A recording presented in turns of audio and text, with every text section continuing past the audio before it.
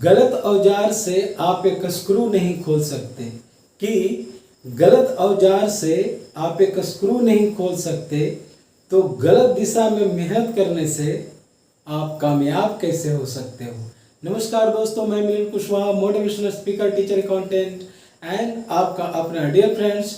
Welcome to all of you officers club. My dear friends, आज के session में basically हम लोग हमारी जो मदर टंग है और जो हमारी जो ऑफिशियल लैंग्वेज है बेसिकली उसी के बारे में डिस्कस करेंगे। और हालांकि इसके पहले भी एक वीडियो हमने अपलोड किया था ऑफिशियल लैंग्वेज पर, तो उसी का बेसिकली पार्ट 2 देखेंगे, बिकॉज उस समय पूरे क्वेश्चंस को कवर नहीं कर पाए थे। तो आज के सेशन में जो रेस्ट क्वेश्चन जो बच चुका है इंग्लिश लैंग्वेज का, ऑफिशियल जो लैंग्वेज है उसी के बारे में बेसिकली हम लोग डिस्कस करेंगे। तो माय डियर फ्रेंड्स, वीडियो में स्टार्ट टू एंड बने रहिए, और यदि वीडियो अच्छा लगे तो लाइक जरूर कीजिए और सब्सक्राइब भी कीजिए, क्योंकि हमारे और आपके जैसे जो नीडी पर्सन है उन तक हमारा ये प्रयास हो सके। तो my dear friends, don't kill the time and let's begin.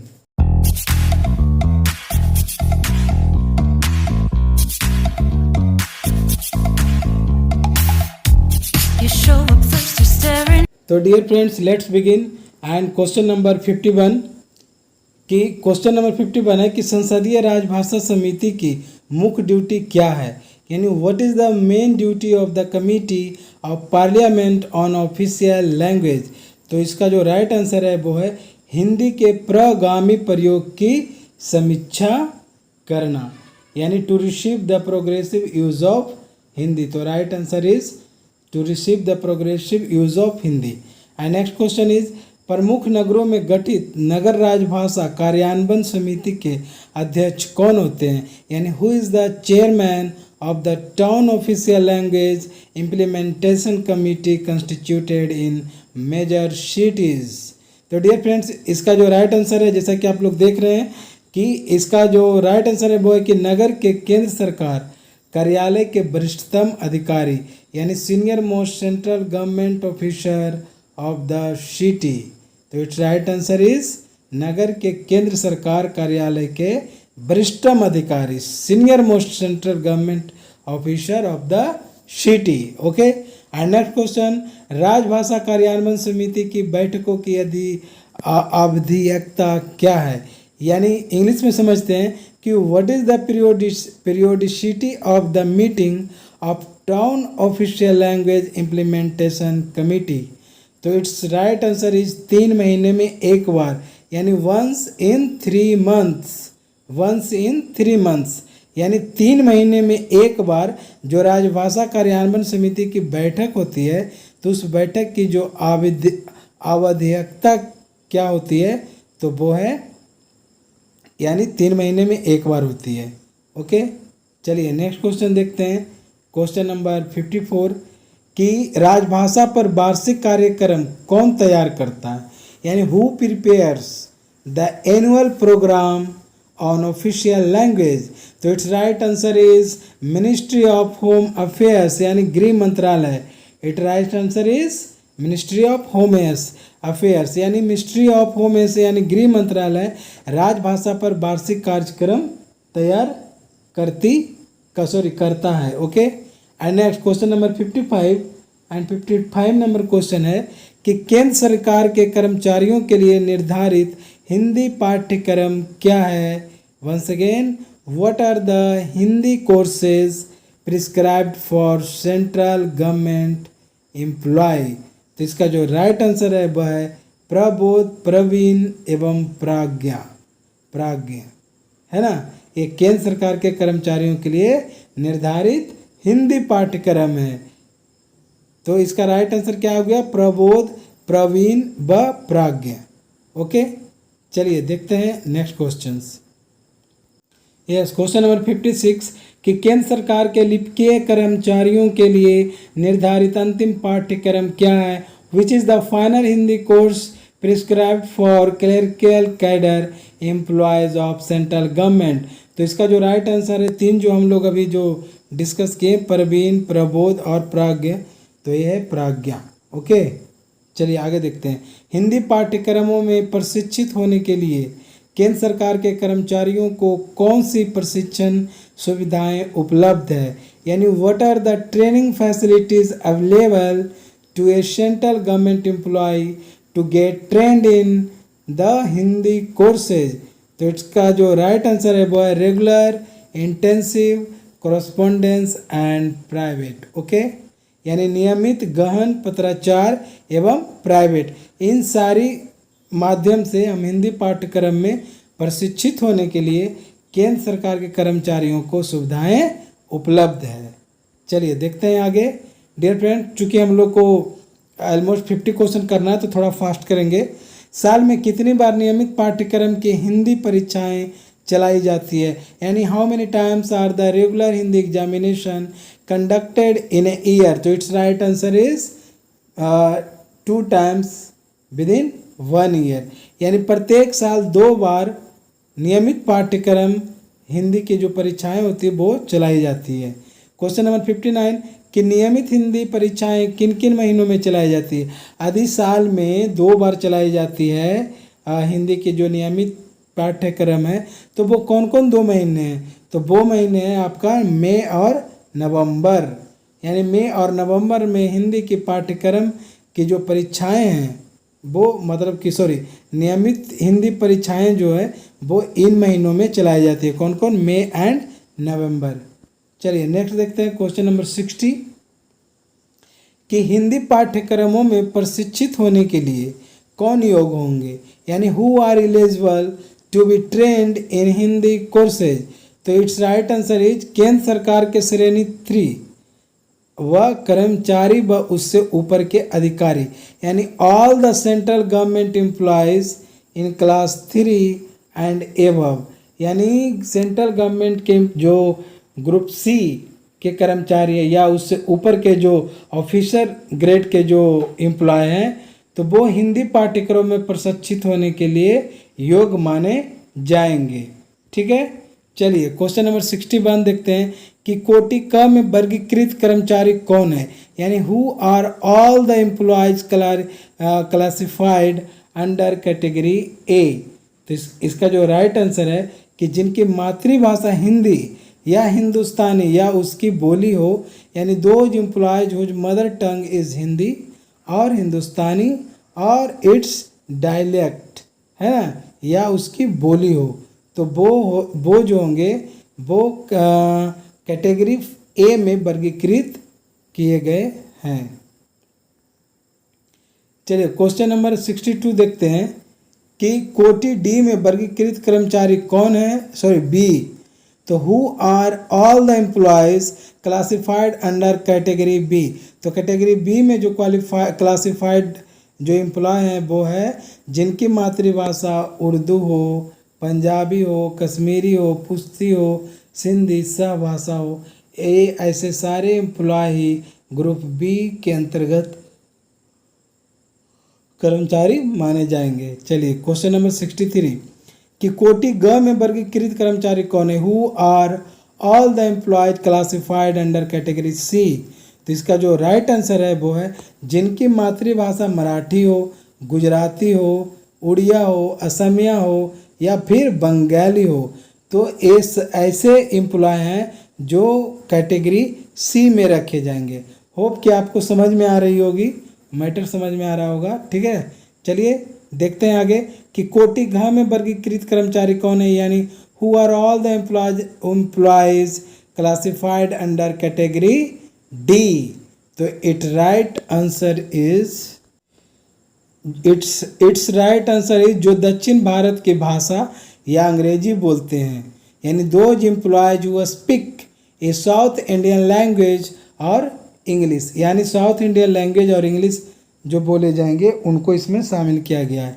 चलिए क्वेश्चन नंबर 65 के कोटि ग के कर्मचारियों को किस पाठ्यक्रम में प्रशिक्षित होना अपेक्षित है, यानी from which course a category C employee is required to be trained. तो it right answer is Praveen, है ना। चलिए आगे देखते हैं 60 कोटि घ के कर्मचारियों को किस पाठ्यक्रम में प्रशिक्षित होना अपेक्षित है। तो उसका जो राइट आंसर है वो है प्रबोध। क्या है? प्रबोध। चलिए आगे देखते हैं हम लोग नेक्स्ट क्वेश्चन की ओर बढ़ते हैं कि प्राज्ञा पास करने पर मिलने वाला जो एक मुश्त पुरस्कार होता है वो कितना होता है, यानी what is the lump sum award for passing Pragya. तो इट्स राइट आंसर इज 2400 यानी 2400 यानी 2400 रुपये वो एक मुफ्त पुरस्कार उन्हें मिलेगा, किन्हें, जो प्रज्ञा पास कर चुके हैं। ओके, चलिए आगे देखते हैं। क्वेश्चन नंबर 68 कि सामूहिक नगद पुरस्कार योजना के अधीन दिए जाने वाले प्रथम पुरस्कार की रकम क्या है। तो सामूहिक नगद पुरस्कार योजना के अधीन जो प्रथम पुरस्कार दिया जाता है तो उसका जो रकम का जो वैल्यू है वो है हेडक्वार्टर में 1500 रुपये। ओके, चलिए आगे देखते हैं। सामूहिक नगद पुरस्कार योजना के अधीन दिए जाने वाले द्वितीय पुरस्कार की रकम क्या है। तो द्वितीय पुरस्कार की रकम है इन डिविजन्स 1200 रुपया, यानी फर्स्ट पुरस्कार हेडक्वार्टर में मिलता है जो कि 1500 रुपया है, और सेकेंड जो है वो डिवीज़न के अंतर्गत एप्लीकेबल है, तो उसका जो राइट आंसर है वो है 1200। चलिए नेक्स्ट क्वेश्चन कि 3 या 3 ईच एम्प्लॉय यानी 600 रुपये प्रति कर्मचारी। How many second prizes are given in a year for writing more than 10,000 words in 1 unit. तो इट्स राइट आंसर है 3 यानी 3 ईच एम्प्लॉय, जिसको कि 600 रुपये प्रति माह दिया जाता है। चलिए आगे देखते हैं। क्वेश्चन नंबर 73 कि साल में 10,000 शब्द से ज़्यादा जो how many third prize are given in a year for writing more than 10,000 words in 1 unit. तो इसका जो राइट आंसर है वो है 5 यानी 300 प्रति कर्मचारी, यानी ईच एम्प्लॉय 500 की जो राशि है जो द्वितीय पुरस्कार के अंतर्गत दिया जाएगा। क्वेश्चन नंबर 74 है कि नाम, पदनाम, साइन बोर्ड को किस क्रम में प्रदर्शित किया गया, यानी in which order name, designation and sign boards are to be exhibited. तो इट राइट आंसर इज प्रादेशिक भाषा, हिंदी और अंग्रेजी। तो आप जो लैंग्वेज यूज करना चाहते हैं वो लैंग्वेज यूज कर सकते हैं, चाहे आप जहाँ भी रह रहे हो वहाँ का लोकल लैंग्वेज, या फिर इंग्लिश, है ना, या फिर हिंदी, कोई भी भाषा 3 यूज कर सकते हैं। क्वेश्चन नंबर 75 आम जनता द्वारा प्रयोग किए जाने वाले फॉर्मों को किस क्रम में तैयार किया जाना है। तो इसका जो राइट आंसर है वो है त्रिभाषी, यानी प्रादेशिक, हिंदी, अंग्रेजी, यानी trilingual from first regional language to Hindi 3 English language. Okay, चलिए आगे देखते हैं।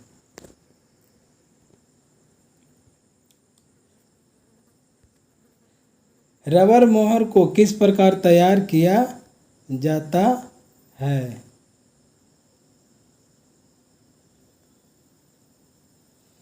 तो कहता है रबर मोहरों को किस प्रकार तैयार किया जाता है, किस प्रकार तैयार किया जाना है, यानी हिंदी अंग्रेजी द्विभाषी रूप में, एक लाइन हिंदी या एक लाइन अंग्रेजी, यानी Hindi English bilingual from 1 line Hindi and 1 line English. यानी रबर मोहरों को किस प्रकार तैयार किया जाना, रबर का जो स्टम्प बनता है, मोहर बनता है, उसको इस रूप में तैयार किया जाना है।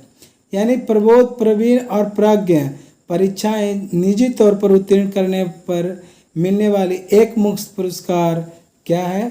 तो इसका जो एक मुफ्त पुरस्कार जो है वो है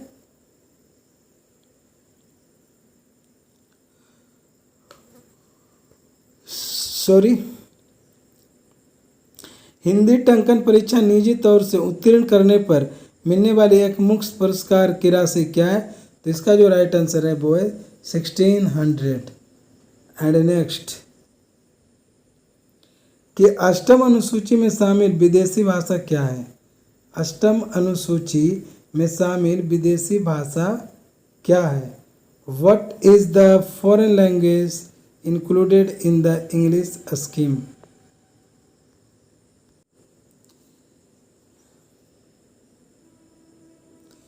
यानी केंद्र सरकार के कर्मचारियों के लिए कौन सा मंत्रालय या कार्यालय हिंदी परीक्षाएं चलाता है? तो गृह मंत्रालय के अधीन जो हिंदी शिक्षण योजना होती है, यानी Hindi teaching scheme under home ministry, वही है जो सेंट्रल गवर्नमेंट के एम्प्लॉय के लिए जो परीक्षाएं हैं वो ऑर्गेनाइज करवाती है। एंड नेक्स्ट क्वेश्चन, एक मुश्त पुरस्कार के लिए कौन आहरक होंगे?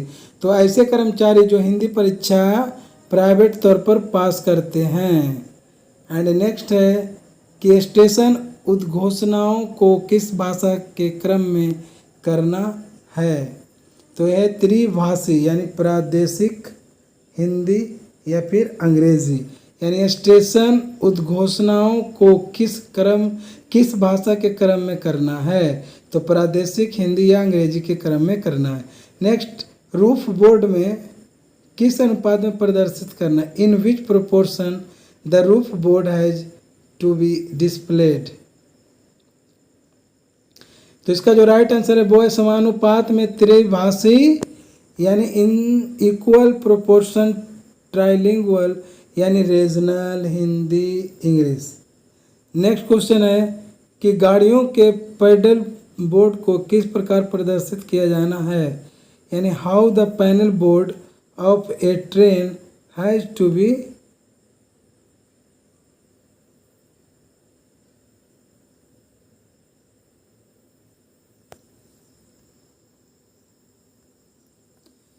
कहता है रूफ बोर्ड में किस अनुपात में प्रदर्शित करना है? तो समानुपात में त्रिभाषिक, प्रादेशिक, अंग्रेजी या हिंदी, यानी इन इक्वल प्रोपोर्शन ट्राइलिंगुअल जो है वो है रीजनल, हिंदी एंड इंग्लिश। गाड़ियों के पतल बोर्ड को किस प्रकार प्रदर्शित किया जाना है? यानी how the panel board of a train has to be displayed. तो त्रिभाषी के रूप में ही डिस्प्ले किया जाएगा, यानी प्रादेशिक, हिंदी व अंग्रेजी। नेक्स्ट है कि गाड़ियों के पैनल बोर्ड को किस प्रकार प्रदर्शित किया जाना है? तो त्रिभाषी के रूप में, यानी रीजनल, हिंदी और इंग्लिश लैंग्वेज। अब है कि who all are eligible for professional pay, है ना। एंड नेक्स्ट क्वेश्चन नंबर 3 कि केंद्रीय सरकार की हिंदी शिक्षण योजना के अंतर्गत आयोजित प्राज्ञ परीक्षा या जब उस सरकार द्वारा किसी प्रविष्ट प्रवर्ग के पदों को संबंध में उस योजना के अंतर्गत कोई निर्धारित परीक्षा में विनिर्दिष्ट प्रतिशत अंक लेकर उत्तीर्ण होने पर, है ना, यानी on passing Pragya examination organized by the HTS of the central government.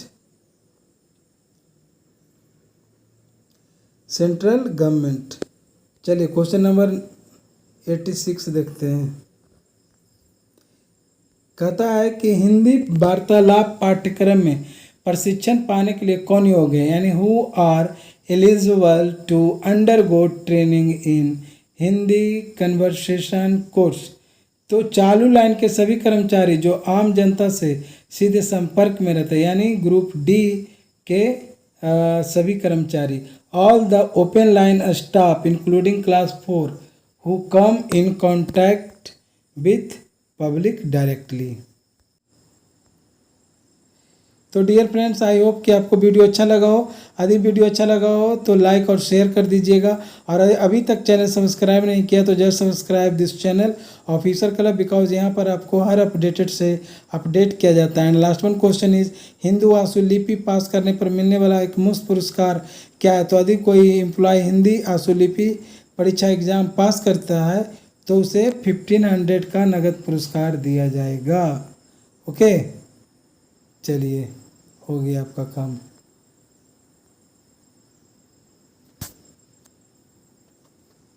Hindu आशुलिपि 1500 रुपये। ओके, तो डियर फ्रेंड्स, यदि आपको ये वीडियो अच्छा लगा हो तो हमारा और आपका जो प्रयास है सम्मिलित रूप से वो जो भी नीडी पर्सन है उनको तक पहुंचाने का काम हम सबका, ताकि वो भी बहुत सारे लोग नंबर ऑफ मतलब एक लार्ज नंबर में लोग इससे बेनिफिट ले सके।